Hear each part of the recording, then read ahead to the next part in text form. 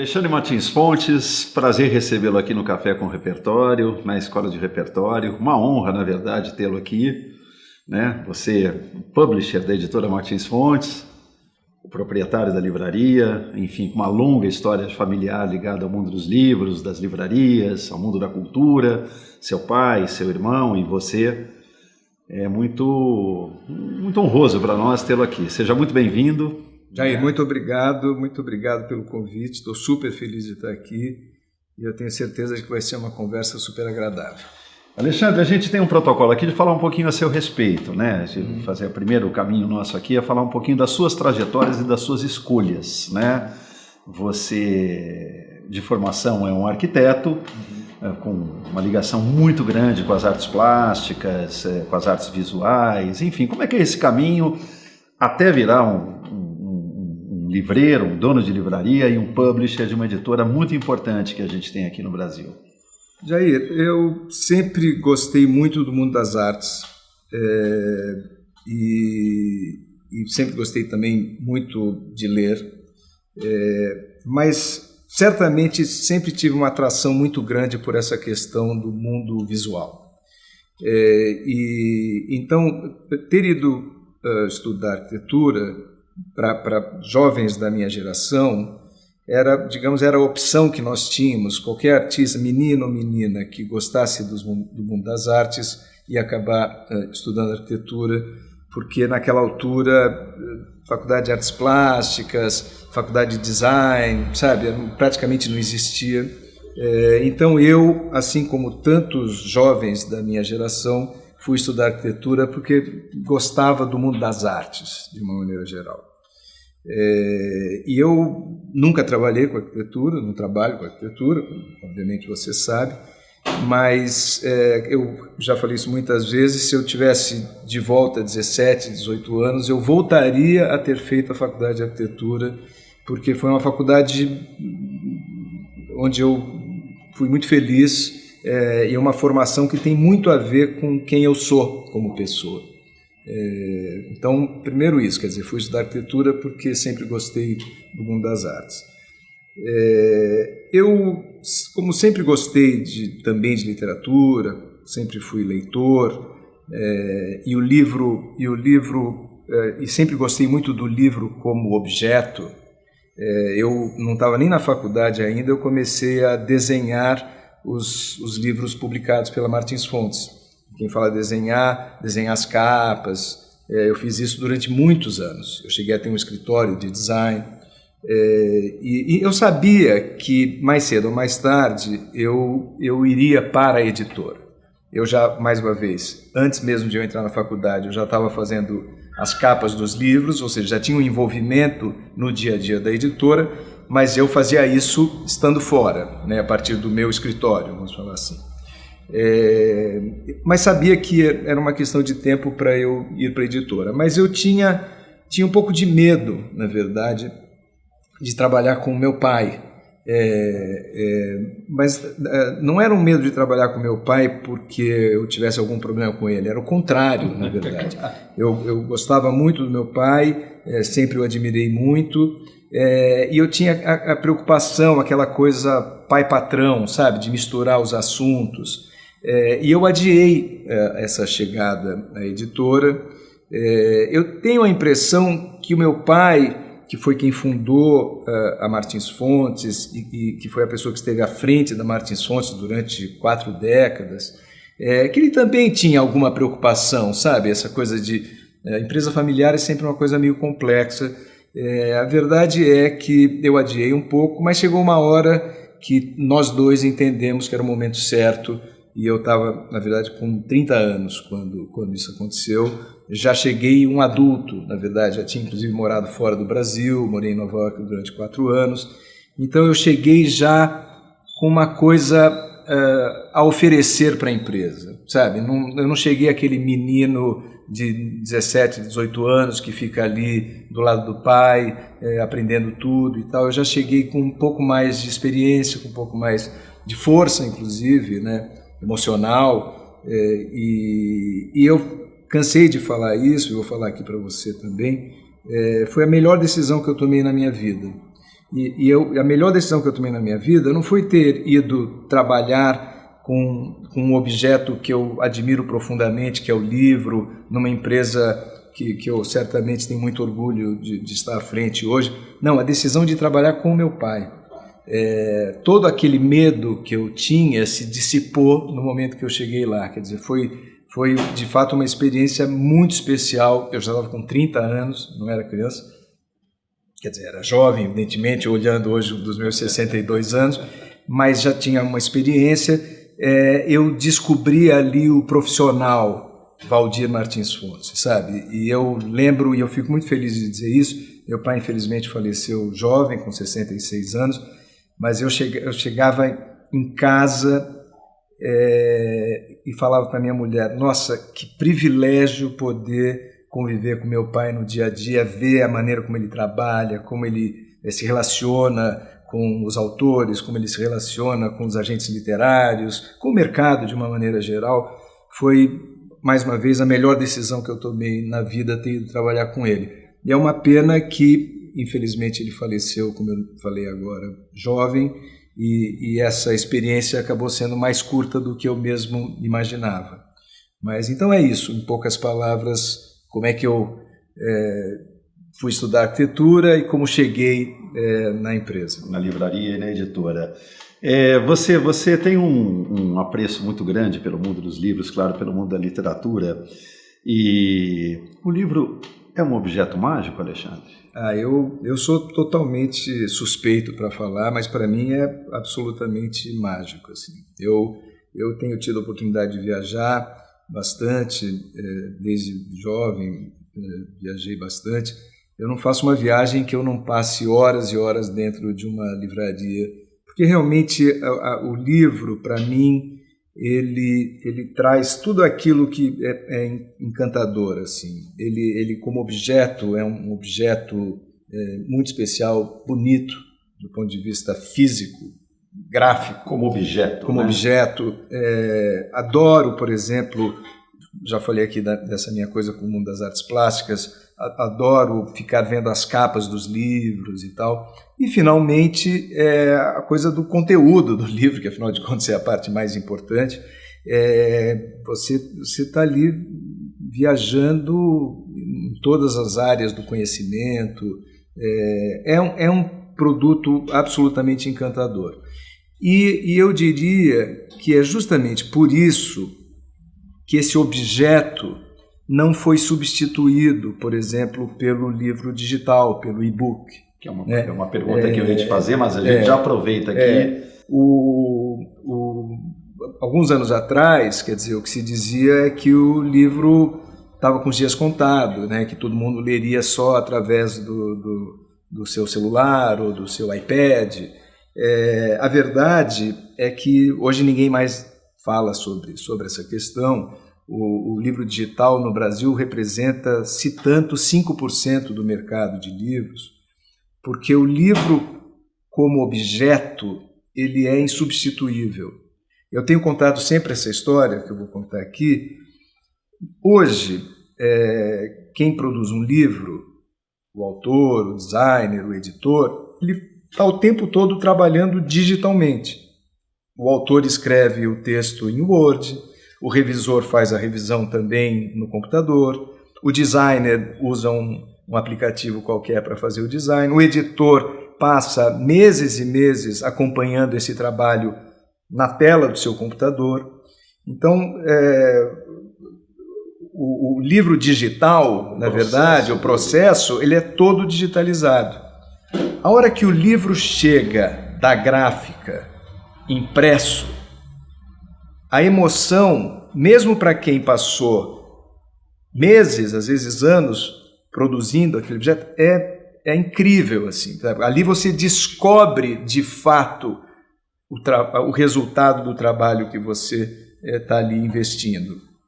Eu tenho feito uma comparação que é o seguinte, é como você fazer um ultrassom, sua mulher está grávida, você lá faz o ultrassom, vê lá o seu filho, a sua filha, que bonitinha, menina, tem as duas perninhas, tem os dois braços e tal. e a diferença de você pegar o teu filho no colo depois que ele nasceu, sabe? Eu tenho usado essa imagem, pegar o livro físico pronto é uma emoção comparável a pegar o seu filho, isso eu estou falando aqui como editor. A hora que eu percebi isso, eu falei, o livro digital jamais vai se estabelecer, porque esse objeto mágico que você usou é inquestionavelmente especial e superior. E é engraçado, né, Alexandre, porque ao longo da história, digamos, recente, pelo menos a partir do século XIX, um historiador sempre trabalha com noções de tempo mais dilatadas, então o século XIX para nós foi ontem, vamos dizer assim, especificamente desde a chegada do telégrafo, depois passando pelo rádio, a vinda do cinema, um pouquinho mais para frente a televisão, depois o videocassete, o DVD, as tecnologias digitais, o Kindle, o iPad, a morte do livro é decretada desde a vinda do telégrafo. Agora acaba, veio o rádio, ninguém mais vai querer ler, as histórias serão ouvidas, a televisão, agora é o fim do livro. E, na verdade, e é uma pergunta, já engato numa pergunta, nunca o livro esteve como objeto tão forte quanto hoje em dia? Eu acredito nisso. Veja, nós estamos saindo agora dessa pandemia, um momento muito triste aí para as sociedades de uma maneira geral. A nossa editora, em 2020, cresceu 30%, as vendas cresceram 30%. As pessoas nunca compraram tanto livros como compraram nesses últimos anos.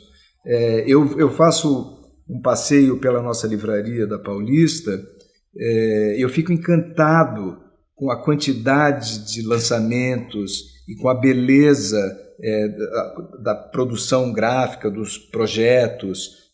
Os livros são cada vez mais bonitos, são cada vez mais bem feitos. E eu vejo que as pessoas continuam, reconhecem, continuam impressionadas com essa beleza, né, que o livro oferece para a sociedade de uma maneira geral. Alexandre,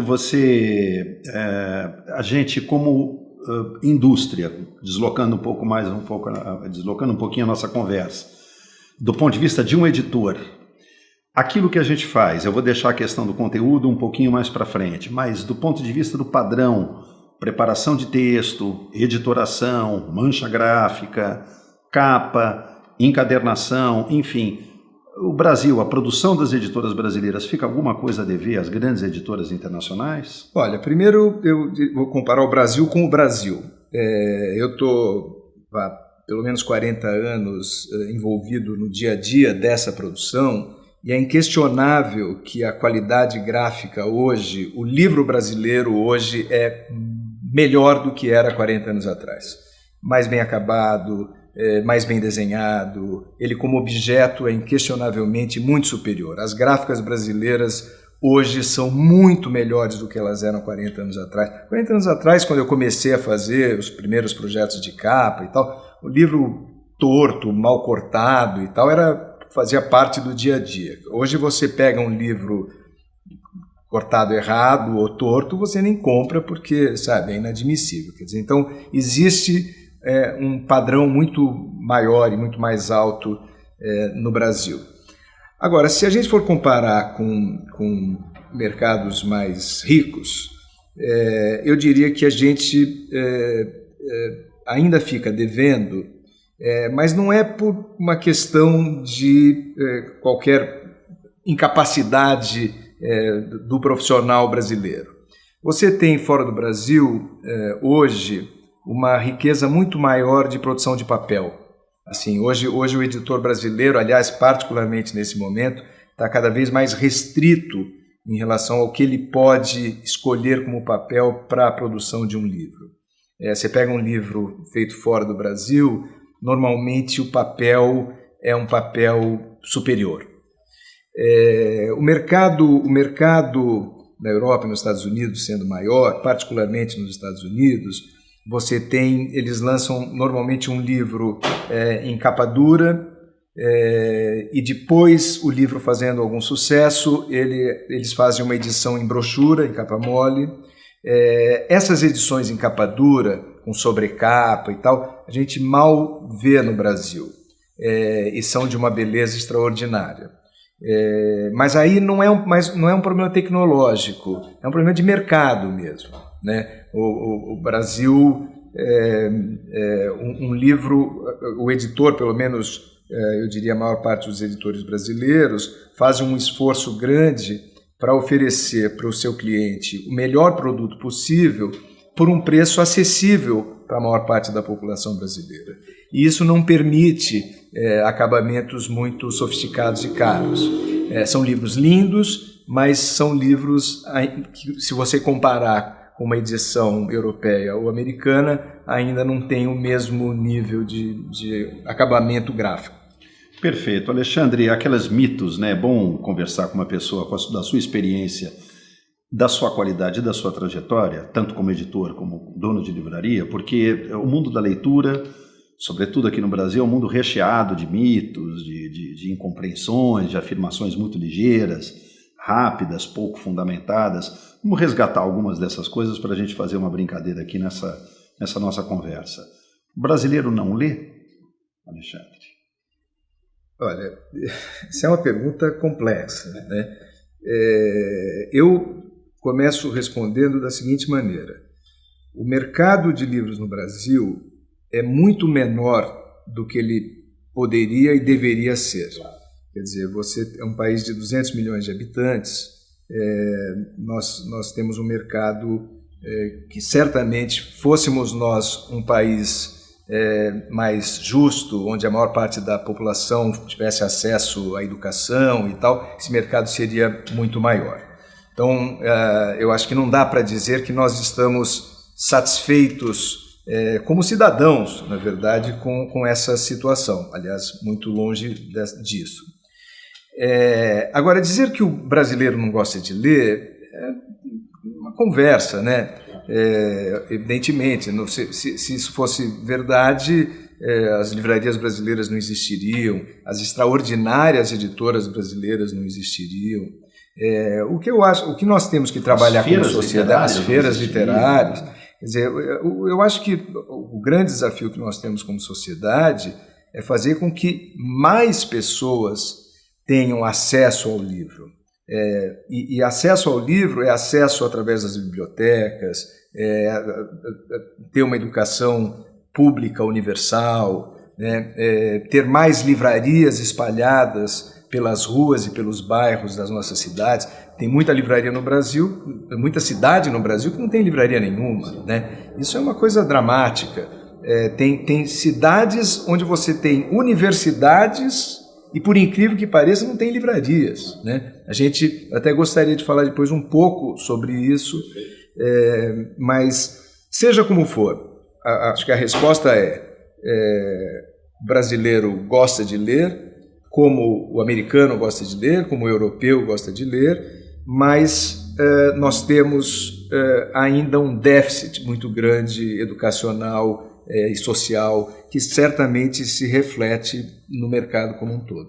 Agora, quais os entraves disso? Eu sei que você tem uma posição na Câmara Brasileira do Livro, na CBL, várias entrevistas suas apontam nessa direção da questão, é um posicionamento público que você tem a respeito de taxas, impostos e, de outro lado, da necessidade de políticas públicas para fomentar a leitura, fomentar o livro, fomentar o comércio do livro, fomentar a circulação do livro, né?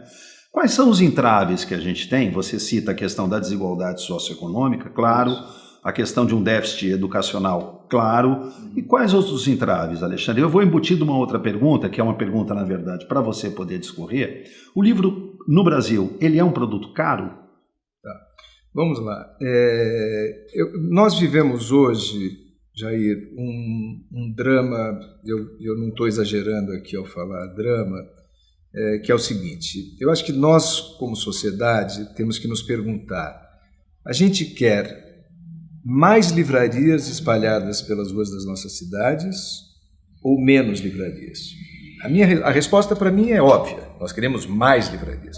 Quanto mais livrarias nós tivermos, melhor. O que acontece hoje é que as livrarias brasileiras, aquelas que existem, elas sofrem uma concorrência que é uma concorrência absolutamente desleal. Você tem empresas que não vivem de vender livro, mas que usam o livro como uma isca, como um boi de piranha, para atrair o cliente comprador para os seus sites. Eu tenho dito o seguinte, eu como empresário, por exemplo, tenho uma livraria aqui em São Paulo, na Avenida Paulista. Hoje é uma livraria importante, como você sabe, no cenário da cidade, mas mais no cenário brasileiro. Eu como empresário, eu diria que as minhas obrigações são oferecer para o nosso cliente o melhor atendimento, a melhor curadoria, um acervo rico, um ambiente agradável, bonito, um lugar que convide as pessoas a ficar lá dentro. Então nós temos um café, nós temos um auditório, sabe? E isso são, eu diria, quase que obrigações que eu tenho. E esse é o foco, esse assim, eu acordo todos os dias pensando o que eu posso fazer para fazer isso cada vez melhor. Tem uma coisa da qual eu não posso abrir mão. Eu não posso abrir mão da margem que nós temos entre o valor que eu compro o livro e o valor que eu vendo o livro. É essa margem, na verdade, que me permite contratar os melhores funcionários, pagar os seus salários, pagar o aluguel do espaço, fazer esse trabalho que eu estou dizendo aqui que o livreiro, que o empresário tem que fazer. Ora, se tem uma empresa que abre mão dessa margem, vende o livro a um preço de custo para o consumidor final e, com isso, destrói o ecossistema, quer dizer, destrói as livrarias, nós estamos com um problema muito sério, muito sério. E veja, esse quadro que eu coloquei aqui, ele não acontece com a livraria Martins Fontes na Avenida Paulista, em São Paulo. Ele acontece com qualquer livraria ou com qualquer empresa que viva da venda ou da revenda de livros.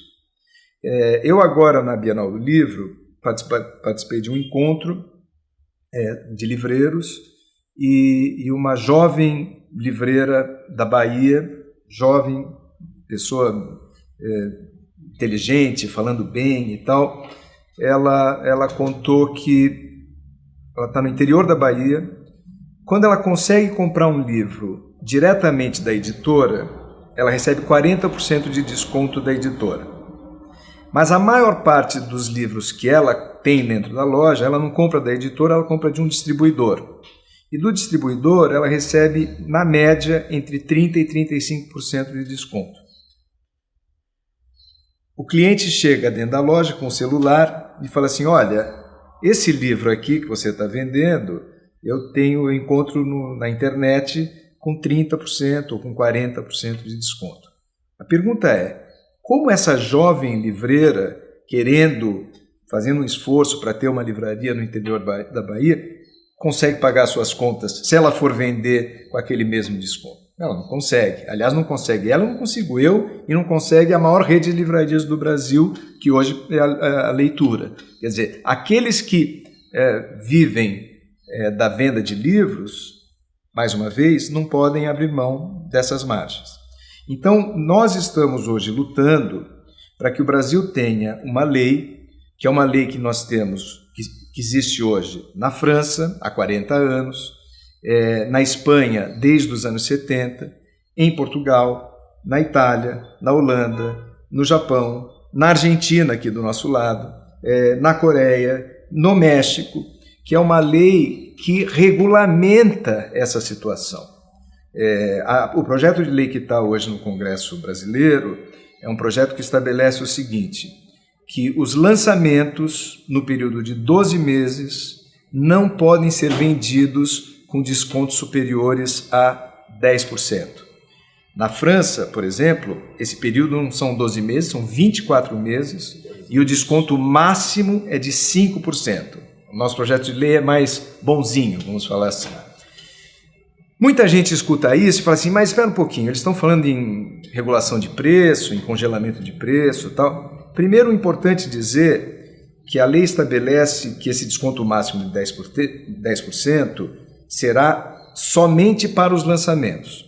Os lançamentos representam por volta de 7% daquilo que está à disposição do leitor de livros a serem comprados. Mas se você for na nossa livraria, eu te dou isso em números, nós temos hoje na nossa livraria da Paulista 200 mil títulos para pronta entrega, lá dentro daquela livraria. No estoque. Em estoque dentro da loja, 200 mil títulos. O Brasil lança por ano 13 mil títulos. Então você está falando rigorosamente em 6,5% do que você encontra naquela livraria. A lei regulamenta o desconto que a livraria pode dar nesses 6,5%. Para os lançamentos. Só para os lançamentos. Você escuta isso e fala assim, mas puxa, se você vai regulamentar só 6,5%, que diferença, né, faz? O fato é que esses lançamentos são uma parte importante daquilo, que é vendido dentro de uma livraria. E na medida em que as pessoas vão na livraria de bairro, na livraria Martins Fontes, na livraria da Vila, na livraria da Travessa, e encontram o livro pelo mesmo preço,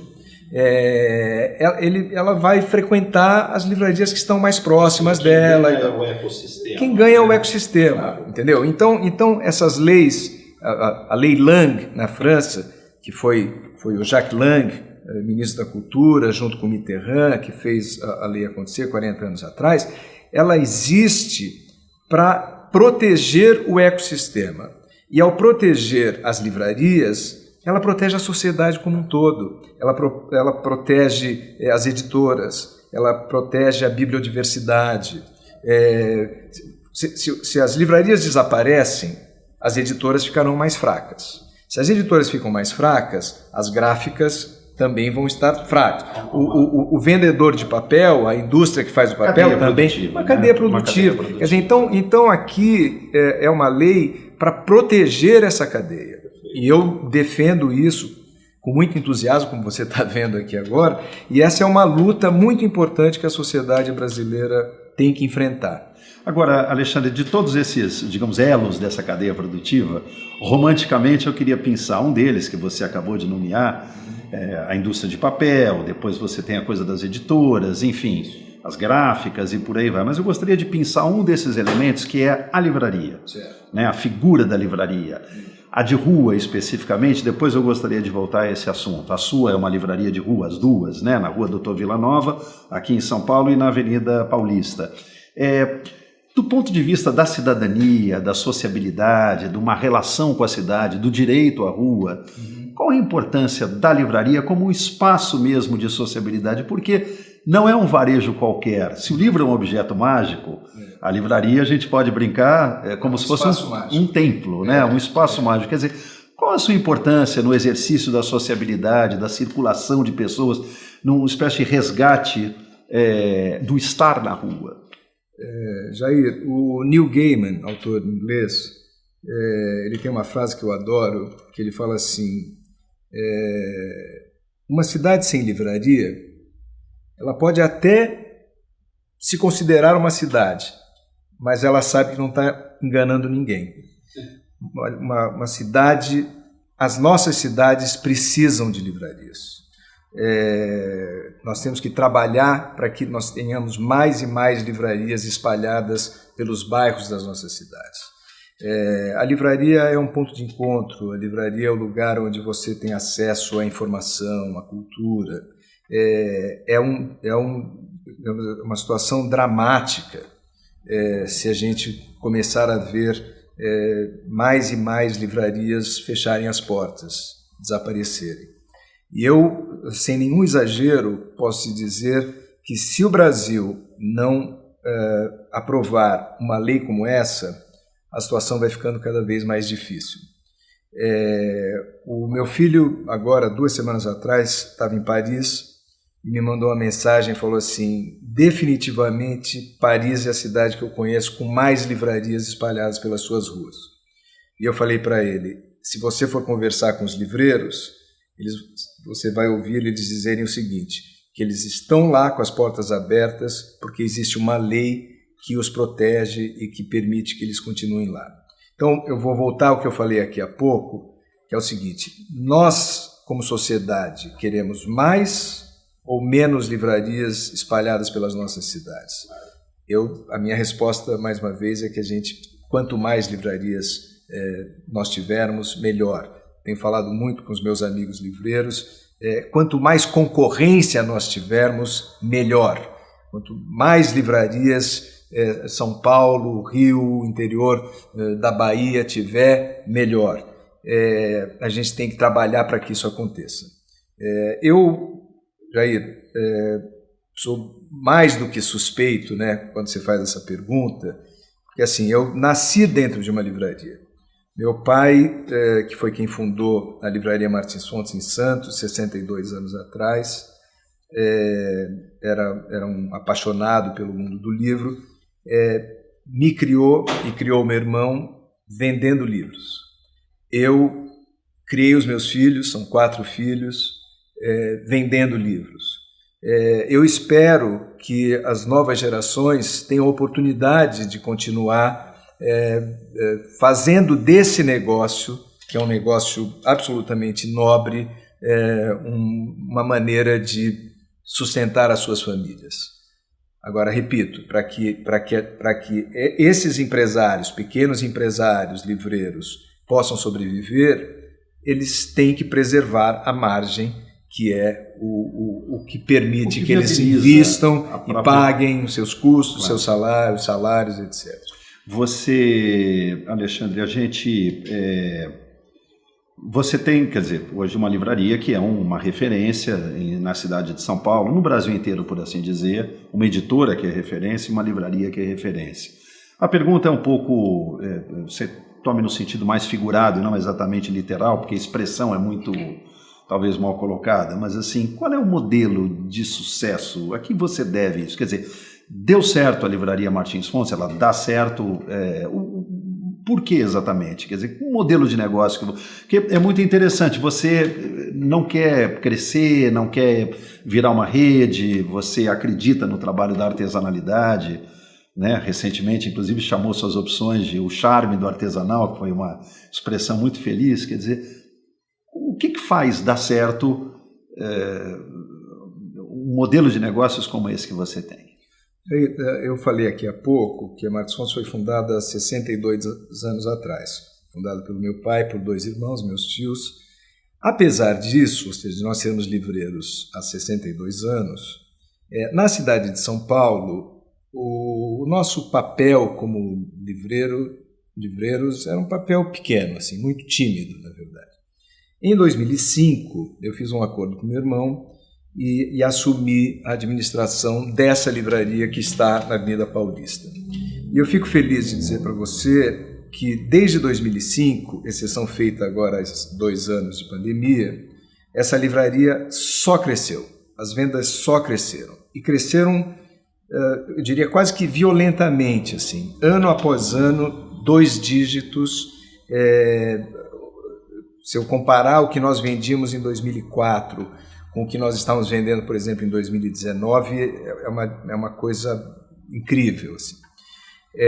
Então, dá para dizer que nós temos aqui um case de absoluto sucesso, né? Que é surpreendente para muita gente. Puxa, mas uma livraria, né? Trabalhando com livros e tal. A resposta para isso é você fazer a opção de fazer o seu melhor. E essa é a opção que a gente vem fazendo. E essa opção passa por um foco absoluto no livro, no produto livro. Tem muitos livreiros que, preocupados com o mercado, com o tamanho do mercado, colocam outros produtos dentro da loja, brinquedos, essa coisa, e acabam não fazendo direito o trabalho da livraria. Então eu sempre tive isso muito claro, quer dizer, um foco no produto livro. Até hoje, na verdade, nós não vendemos nem mesmo produtos de papelaria. Nunca vendemos CD, nunca vendemos DVD, aquele espaço é todo voltado para esse produto mágico que é o livro. Esse é uma explicação. O outro, que é talvez até mais importante, na verdade, que é a qualidade dos funcionários, do atendimento.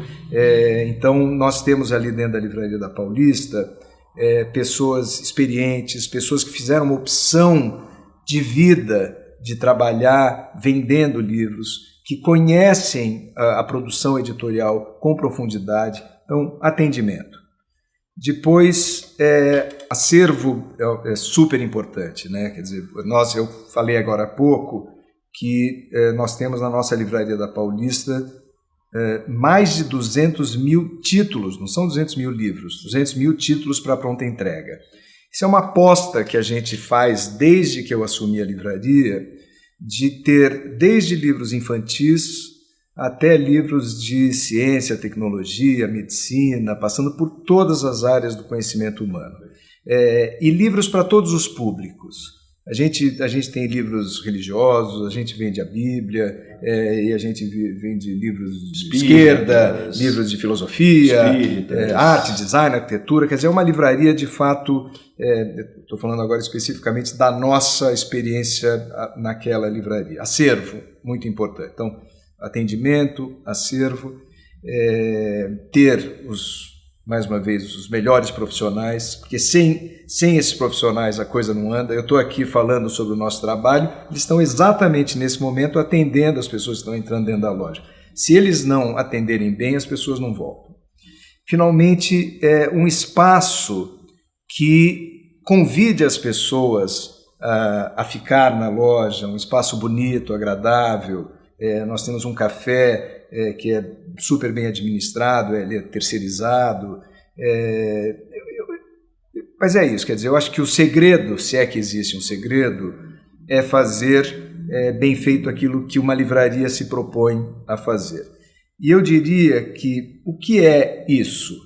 É, aos meus olhos, resolver o problema do cliente, quando o assunto for livro. E eu, um pouquinho antes da gente começar a gravação, eu ia começar a contar uma história que aconteceu logo quando eu assumi a livraria, em 2005. Eu estava dentro da loja, já contei essa história muitas vezes, e veio um cliente, entrou um cliente, foi conversar com um vendedor nosso. Repito, eu estava assumindo ali a livraria, conhecendo as pessoas que estavam lá dentro e tal. E o cliente conversou um pouco com o nosso vendedor, ele foi até o computador e o cliente daqui a pouco foi embora. E eu, curioso, fui lá perguntar o que foi que vocês conversaram, qual foi o diálogo. Ele falou assim, olha, ele veio buscar um livro, ele tinha o título, mas ele não tinha o nome do autor, ele não tinha o ISBN, ele não tinha a editora. Eu fui procurar no nosso banco de dados, eu não tinha o livro cadastrado, e eu falei para ele, olha, se o senhor puder voltar depois com essas informações, talvez eu possa ajudá-lo. E eu, naquela altura, já lá se vão muitos anos, eu perguntei, deixa eu te perguntar uma coisa, esse computador está na internet? Porque naquela altura, hoje, claro, tudo está na internet. Então vamos fazer uma pesquisa aqui. Não preciso dizer que em menos de 5 minutos, eu colocando o título, descobri qual era o ISBN, qual era a editora. Se você tivesse feito isso, nós não tínhamos o livro nem cadastrado, então a gente não iria vender. Mas no mínimo o cliente ia sair daqui satisfeito. Né? Na verdade, a primeira que eu fiz para ele foi assim, onde é que você acha que ele vai conseguir essa informação? Ele entrou dentro de uma livraria. Ele vai buscar essa informação onde? No açougue? Na farmácia? Na padaria? Esse é o papel do livreiro. Não é ter o livro para pronta entrega. É prestar um serviço para a pessoa que está entrando procurando um livro. Esse vendedor, importante dizer, está com a gente até hoje, né? E é uma pessoa importante para nós. Veja, eu fico muito mais feliz quando alguém fala para mim, olha, eu fui super bem atendido na sua loja pelo vendedor, do que se ela disser, eu entrei na loja, encontrei o livro e ponto final. Sabe? Essa coisa do atendimento, de você resolver o problema, mais uma vez, entre aspas, do cliente quando o assunto é livro, eu acho que esse é o desafio número 1 de uma livraria. Agora, isso que eu estou dizendo, Jair, parece ser meio óbvio, né? É óbvio. Né? Você está dentro de uma livraria, a pessoa entra para procurar um livro, a gente tem que fazer um esforço máximo para conseguir resolver o problema. Lamentavelmente, isso não é verdade. Isso não é óbvio.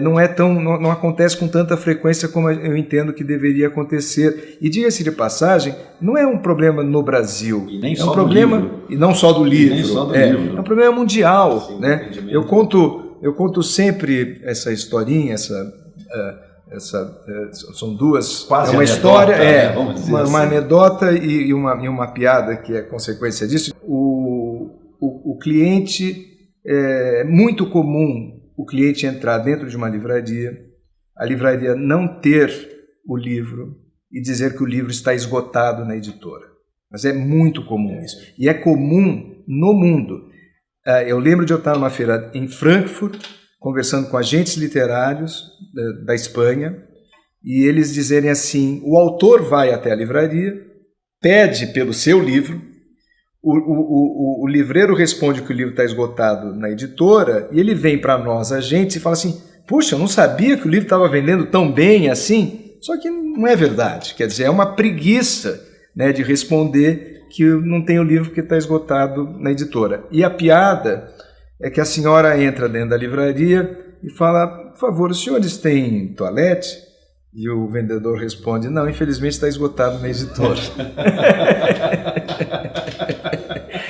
Mas olha, dito isso, eu devo dizer que as livrarias brasileiras são cada vez melhores. O Brasil, eu tenho orgulho de dizer que o Brasil tem livrarias extraordinárias. Agora mesmo, eu contei para você antes daqui da nossa entrevista, eu e o Rui Campos, proprietário da Livraria da Travessa, que é um espetáculo de livraria, eu e o Rui Campos fomos convidados na Bienal do Livro, fazer as nossas considerações sobre o que o James Daunt, grande livreiro inglês, ele fez uma apresentação por vídeo e depois nós começamos a fazer as nossas considerações. E o Rui falou isso, o James Daunt ia ficar feliz de ver a qualidade das livrarias brasileiras na média, sabe? O Brasil, de fato, tem que ter orgulho das livrarias que tem. Nós precisamos de mais livrarias espalhadas pelas nossas ruas, mas essas livrarias que existem, elas existem porque as pessoas que estão por trás ou à frente daquele trabalho são altamente competentes e amam aquilo que elas fazem.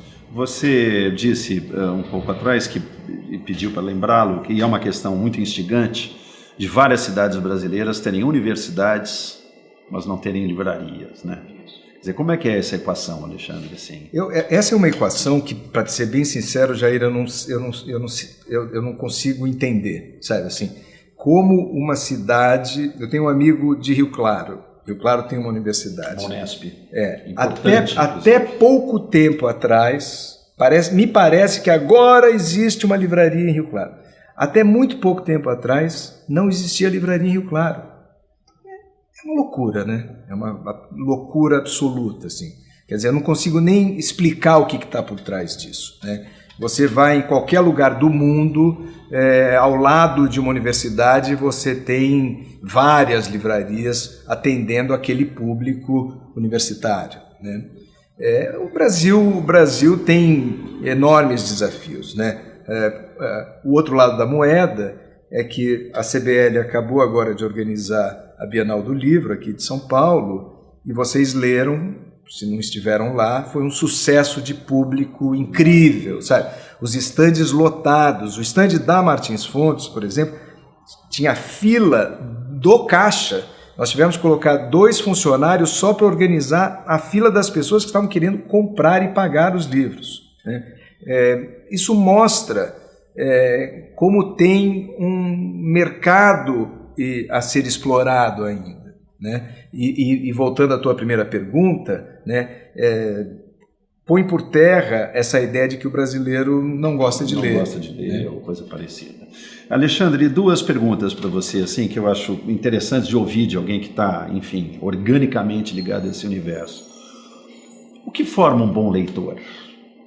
Como é que eu sei que isso não tem uma fórmula estabelecida, faça isso, mas quais os elementos que nos permitem formar um leitor ou um bom leitor? Eu estou convencido de que é conviver com um livro, sabe? Conviver com um livro dentro das escolas, sabe? As bibliotecas escolares no Brasil ainda são muito ruins na média, né? Você sabe que eu fico muito impressionado, claro, conviver com livros dentro de casa, né? O Pedro Hertz sempre defendeu essa tese de que o leitor nasce dentro da sua casa, né? Quando vê os seus pais lendo e tal. Mas eu acho que eu vou além, assim. Eu acho que se essa criança, que é um caso da maioria das crianças brasileiras, eventualmente não convive com o livro dentro de casa, que não tem necessariamente pais leitores, mas se for para uma escola boa, se tiver uma boa orientação, se tiver uma boa biblioteca, certamente ela vai se tornar uma leitora. Eu destacaria também a importância das bibliotecas públicas. Públicas, eu falo biblioteca escolar, né, mas estou aqui falando da biblioteca de uma maneira geral, sem dúvida nenhuma, bibliotecas públicas. Eu fico impressionado, nós publicamos muito, vou pegar aqui os Estados Unidos como exemplo, nós publicamos muitos autores americanos. É incrível como eles reconhecem a importância da bibliotecária ou do bibliotecário na vida deles. Como formadores. Né? Assim, aquela pessoa que indicava ler esse livro. É raro você ver isso no Brasil, sabe? Alguém falar da importância do bibliotecário na vida, porque nós temos um déficit mesmo, né? Eu fui numa feira em Nova York de livros muitos anos atrás e uma autora nossa estava dando uma palestra, uma autora que nós publicamos aqui no Brasil, e eu fui para ouvir essa autora falar sobre o trabalho dela e tal.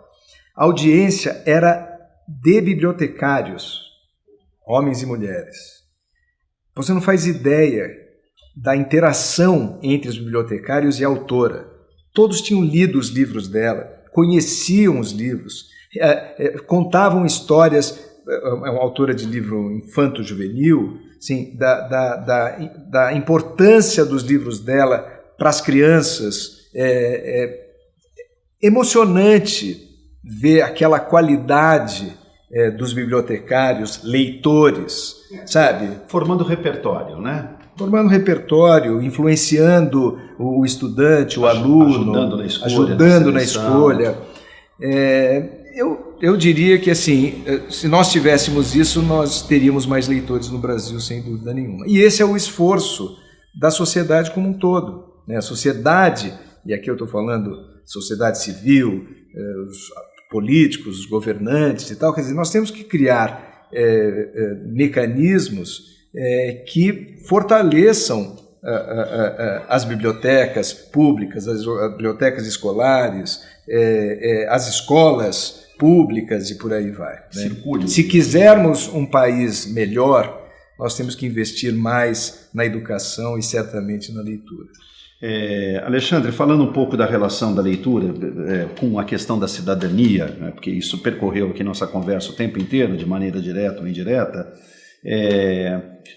se um bom leitor forma um melhor cidadão, e ao mesmo tempo engato uma questão e vejo na Livraria Martins Fontes, sobretudo no setor infanto-juvenil, uma questão muito interessante em anos mais recentes, né? Quer dizer, uma proliferação de títulos voltados para crianças, adolescentes e jovens, contemplando uma diversidade temática bastante rica e muito interessante. Então, livros explorando a questão da mitologia indígena, da mitologia iorubá, da mitologia africana, da mitologia oriental, né? Porque parece que só existe a mitologia grega. Na verdade, todos os povos criaram suas formas mitológicas e são tão ricas e complexas quanto. E há toda uma produção, vamos dizer assim, razoavelmente recente, sobretudo no campo infanto-juvenil, de trazer a riqueza dessas outras mitologias, dessas outras cosmogonias, por assim dizer. Como é que isso ajuda, quer dizer, contemplar essa diversidade a formar uma cidadania e o papel que a leitura e o livro têm na formação de um cidadão? Eu acho que no mundo todo você vai ver um investimento cada vez maior em literatura infanto-juvenil. O leitor não começa a ler adulto, né? Ele começa a ler quando é criança. E as editoras brasileiras, as livrarias brasileiras estão cada vez mais antenadas a essa questão de produzir cada vez mais literatura para esse público. Você me fez a pergunta, né? Como é que a indústria editorial, em relação a alguns anos atrás, e eu falei sobre os acabamentos gráficos, sobre a qualidade visual, de uma maneira geral. É inquestionável que o que se publica de livros para um público infantil no Brasil hoje é muito mais rico do que já foi lá atrás. Eu, como editor, nós publicamos desde os anos 80 livros para esse público. Eu tenho interesse de publicar cada vez mais para esse público. E, claro, quanto mais rica for essa produção, melhor, né? Nós, como sociedade, temos desafios enormes e é o livro que certamente vai fazer com que as pessoas enfrentem essas questões, conheçam com mais profundidade essas questões. Argumentem melhor. Então, eu estive recentemente numa apresentação da Luísa Trajano e ela fez uma recomendação para os livreiros e os editores, falou assim: publiquem mais livros infantis. E o argumento dela era: eu percebo que os pais estão cada vez mais preocupados com o fato das crianças não saírem do celular e do computador, e as crianças amam os livros. Então, ofereçam mais livros às crianças, como livreiros, como editores, como pais, né? Como professores, como bibliotecários, né? Então, é isso. Então, há uma relação que a gente pode chamar de orgânica, quase de causa e efeito, entre cidadania e leitura. Eu não tenho a menor dúvida disso. A gente lê mais, de uma certa maneira, digamos assim, o caminho para uma sociedade que busca resolver as suas contradições e seus conflitos se dá de forma mais aperfeiçoada. Ela passa necessariamente... Veja, a educação é o que permite que uma pessoa desenvolva todo o seu potencial. E o Brasil está muito longe de oferecer isso para a sua população. Eu falei há pouco para você, né? Quando estávamos almoçando, quantos talentos impressionantes que certamente o Brasil tem, que são desperdiçados por falta de uma educação pública universal. Que dê oportunidade. Então, a educação e a leitura, né? Quer dizer, a educação passa pela leitura. Aliás, eu adoro uma colocação do Ziraldo, que ele faz há décadas, na verdade, que se ele fosse educador, nos primeiros anos de escola, as crianças não aprenderiam português, matemática, história, geografia, elas leriam. Quer dizer, porque você, ao ler, você aprende português, você aprende história, você aprende geografia, você aprende matemática. Quer dizer, então essa experiência da leitura é fundamental e tem que ser cada vez mais incentivada. Alexandre, para a gente baixar os trens de pouso, Mário de Andrade, Monteiro Lobato e tantos outros, um país se faz fundamentalmente com leitores, né? Conversamos muito sobre bibliotecas, sobre livrarias, sobre livros, sobre leitura, sobre repertório, sobre cultura geral. mais bibliotecas, mais livrarias e menos clubes de tiro. É isso mesmo? Veja, essa questão, desculpa, Jair, é tão óbvia, né? Porque, assim, é de uma tristeza que o atual presidente do Brasil, mas não é surpreendente que ele fale que o problema que o Brasil pode vir a ter, para não citar nomes, é que o Brasil tenha menos clubes de tiros e mais bibliotecas. Quer dizer, quando no fundo é o contrário disso, né? Quer dizer, quem precisa de clube de tiros, sabe? E quão importantes são as bibliotecas para a saúde de um país, né? Então, é muito triste, na verdade. É um desconforto, porque assim, parece que não é nem verdade que a pessoa, que é um adulto, possa efetivamente ser gravado falando uma frase como essa, né? Um homem que é o presidente de um país, né? É muito triste, mas esse é o momento que nós estamos vivendo, mas nem na pior, se Deus quiser, sairemos dele rápido. Nem na pior das distopias a gente podia imaginar uma colocação dessa natureza, né? O contrário, né? O que funda uma sociedade mais interessante é a capacidade de leitura de mundo, de leitura de livros, enfim, de leitura. Jair, veja, como é que um país consegue resolver os seus problemas, e o Brasil tem graves problemas, sem uma população preparada para enfrentar esses problemas? E esse preparo, ele necessariamente passa pela educação. Então, na minha visão, esse é o maior desafio que o Brasil tem como país. Fazer com que a sua população tenha a oportunidade de receber uma educação que prepare essa população para a vida, né, para enfrentar os problemas da vida. Então, educação, educação, educação, oportunidade, oportunidade, oportunidade, né, para todos, indistintamente. Nós estamos longe disso, eu não tenho a menor dúvida de que estamos longe disso. O desafio é grande, nós não vamos chegar lá em poucos anos, mas nós temos perdido muitas oportunidades e muito tempo, né?